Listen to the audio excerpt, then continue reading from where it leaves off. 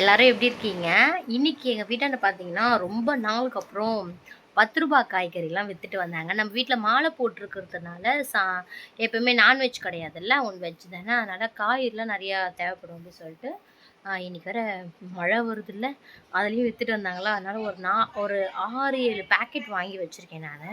அது பார்த்தீங்க அப்படின்னா, உருளைக்கிழங்கு, அ உருளைக்கிழங்கு, அதுக்கப்புறமேட்டு கோவக்கா, ஆ கோவக்காய், வெண்டைக்காய், அப்புறமேட்டு ரூ. 10 காய்கறி யார் யாரெல்லாம் வாங்குவீங்கன்னு ஃபர்ஸ்ட் அத சொல்லுங்க. ஏன் அப்டின்னா, நெறைய பேர் வந்து வாங்க மாட்டாங்க. "இது ரூ. 10 சீப்பா இருக்கே" அப்டின்னு சொல்லிட்டு நெறைய பேர் வாங்க மாட்டாங்க. நாங்க அப்டிலாம் பார்க்க மாட்டோம். நாங்க வாங்கிடுவோம். அததான் சொல்றேன். சரி வாங்க, என்னென்ன காய் அப்டின்னு சொல்லிட்டு பார்க்கலாம். கோஸ் வாங்கியிருக்கேன். இதுவும் ரூ. 10 தான் கோஸு. கூட்டு வைக்கலாம். கார குழம்புக்கெல்லாம் கூட்டு வச்சு சாப்பிட்டா சூப்பரா இருக்கும். எனக்கு ரொம்ப பிடிக்கும்.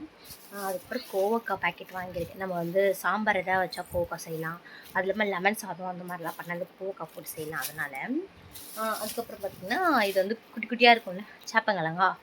இந்த கிழங்கு வந்து எல்லாத்துக்குமே நல்லாயிருக்கும். இதில் காரக்குழம்பும் வைக்கலாம், ப்ளஸ் வந்து பொரியலாகவும் யூஸ் பண்ணிக்கலாம். அதனால் இதை வாங்கிக்கிறேன். பீட்ரூட் எனக்கு வந்து ரத்தம் அதிகமாக இல்லை, குண்டாக இருக்குன்னு தான் பேர். ஆனால் ரத்தம் சுத்தமாக கிடையாது. அதனால் சரி பீட்ரூட் சாதம் அந்த மாதிரிலாம் பண்ணலாமே அப்படின்னு சொல்லிட்டு. அப்புறம் உருளைக்கிழங்கு எல்லாத்துக்குமே தேவைப்படும். இது பார்த்தீங்க அப்படின்னா, இது பேர் மறந்துட்டேன். இது பேர் மறந்துட்டேங்க. அதனால ஞாபகம் இல்லை. அதுக்கப்புறம் பார்த்தீங்கன்னா, சௌசௌ வாங்கியிருக்கேன். சரி சாம்பார் வைக்கலாம், கூட்டு வைக்கலாம் அப்படின்னு சொல்லிட்டு. ஃபர்ஸ்ட் வந்து பார்த்தீங்கன்னா, உங்கள் வீட்டாண்டலாம் இந்த மாதிரி ரூ. 10 காய்கறி வித்துட்டு வருவாங்களா அப்படின்னு சொல்லுவேன்.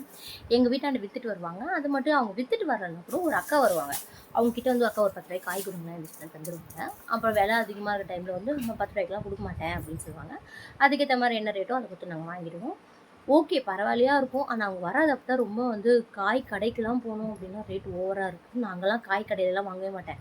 காய் கடையில் என்ன போய் வாங்குவேன்னா, ஒன்லி வெங்காயம், தக்காளி, பச்சை மிளகா, இஞ்சி, அவ்வளோதான் வாங்குவேன். வேணுன்னா லெமன் வாங்குவேன். மற்றபடி நான் அங்கெல்லாம் எதுவுமே வாங்க மாட்டேன். நம்ம வீட்டாண்டே வித்துட்டு வந்துடுவாங்க, அங்கே தான் வாங்குவேன். நீங்கள்லாம் எப்படின்னு மறக்காமல் கீழே கமெண்ட்ஸில் சொல்லுங்கள். எல்லோரும் இந்த மாதிரி நிறைய பேர் பார்த்துருக்கேன் நான். இந்த ரயில் விட்டு போவாங்கல்ல, அவங்கெல்லாம் வந்து ரயில்வே ஸ்டேஷனில் விற்பாங்க, வாங்கிட்டு போவாங்க. நானும் அந்த சைடில் போனால் வாங்கிட்டு வருவேன்.